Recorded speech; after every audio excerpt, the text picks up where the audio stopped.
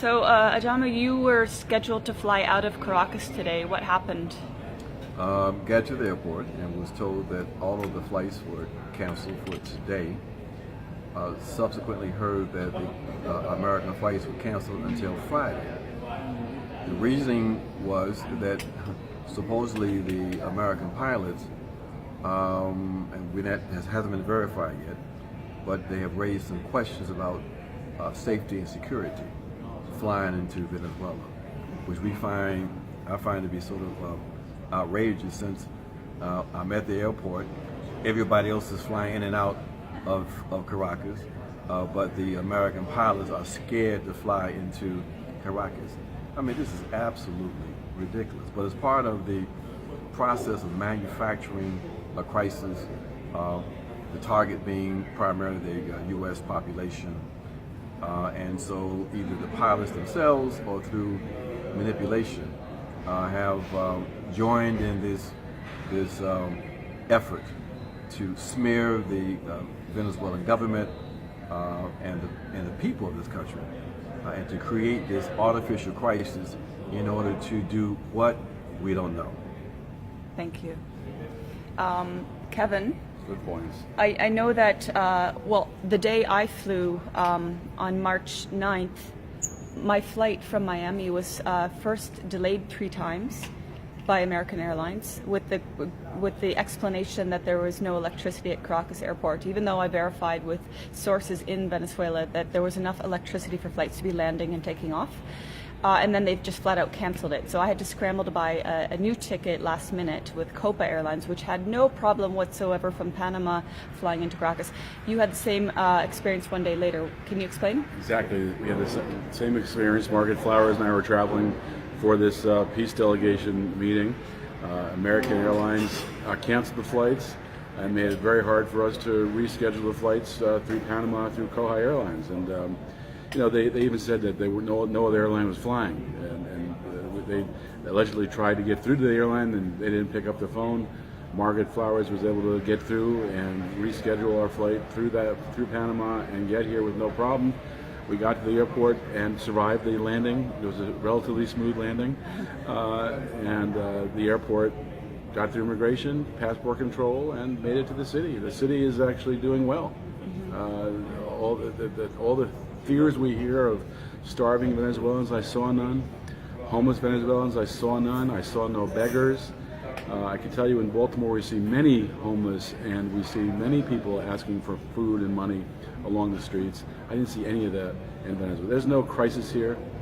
People are in the streets, people are shopping, people are living their lives. The biggest crisis was the one put in place by the multi-pronged attack on Venezuela's electrical system. But government has responded to that, recovered the electrical system, and things are back to normal. Thank you.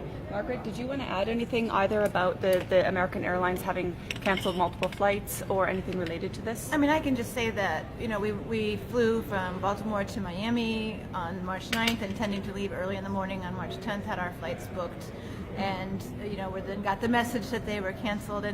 And then we were told by the American Airlines, when I called them, they said, oh, well, we hear from Copa that because of the electrical outage and all these flights that they've had to cancel, that their flights are full and you won't be able to get a seat on a Copa flight. So I said, thank you very much. I hung up, I called Copa, no problem, booking the seats. We got, flew American, we had to convince American to fly us to Panama City. And then once we got on the Copa flight from Panama City, there were empty seats. So, I don't know who's misinforming the staff at American, but it did just feel like it was very intentional that they were trying to prevent us from coming here. And when the U.S. diplomatic staff were asked by the Venezuelan government to leave the other day because they believe that the U.S. diplomatic staff are complicit in coordinating with the opposition here in Venezuela, and that also that they gave a justification for the United States to bring in the military to protect their diplomatic staff. We got the notice that once the diplomatic staff were pulled out, that we were on our own. And so this again, just feeling very much like this is a very fake kind of crisis, and intended to leave people here potentially maybe to distress us. We're Yeah. not feeling too distressed. Yeah, thank you. Dan, you were also supposed to fly out today with American Airlines. You went to the airport outside of Caracas, and now you're back. What happened? Well, when we got there, they told us our airlines were canceled. We asked why, and why couldn't we? They arranged to get us a flight out of there.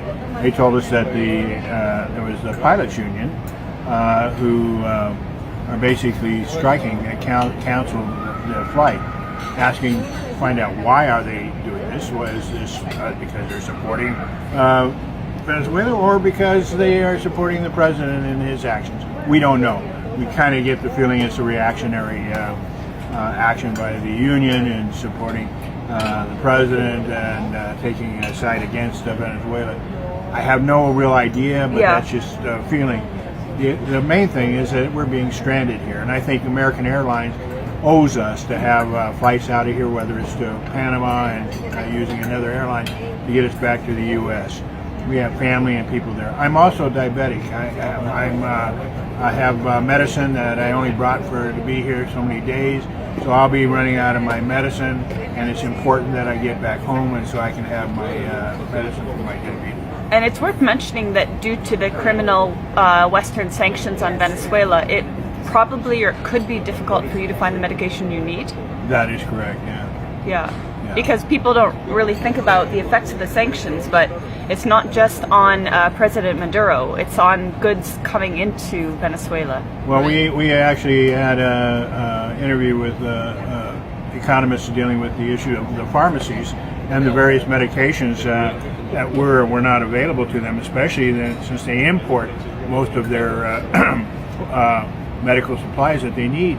And they talked about first level medications and second level. So people are suffering in this country by the very fact that they that let's say you have to go for an operation, you don't have anesthetics to put people to sleep. You have people that, like me, are diabetic, that are not getting their medicine, or asthma, or whatever it might be. People can be dying because they're not getting that stuff because of the sanctions. That stuff needs to be released. If you're going to have sanctions against the government on one way or the other, you have to remember that it's usually sanctions upon the people that they're supposedly trying to save. Thank you.